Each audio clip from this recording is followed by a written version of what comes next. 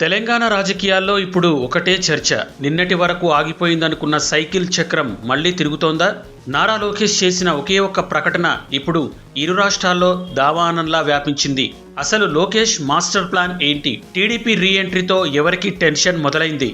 ఈ వీడియోలో చూద్దాం. చాలా మందికి తెలియని నిజం ఏమిటంటే, పార్టీలు మారిన తెలంగాణ గ్రామాల్లో ఇప్పటికీ సైకిల్ గుర్తును గుండెల్లో పెట్టుకున్న పక్కా క్యాడర్ ఉంది. హైదరాబాద్, రంగారెడ్డి, ఖమ్మం జిల్లాలో సెటిలర్స్, ఐటీ ప్రొఫెషనల్స్ చంద్రబాబు విజన్ను, లోకేష్ యూత్ ఇమేజ్ను ఇష్టపడతారు. దీన్ని ఆసరగా చేసుకుని తెలంగాణ యువతను ఆకర్షించేలా నిరుద్యోగ సమస్యలు, యూత్ అజెండాతో లోకేష్ కొత్త రాజకీయానికి తెరలేపారు. ఈ ప్రకటనతో కాంగ్రెస్, బీఆర్ఎస్ పార్టీలో వణుకు మొదలైంది.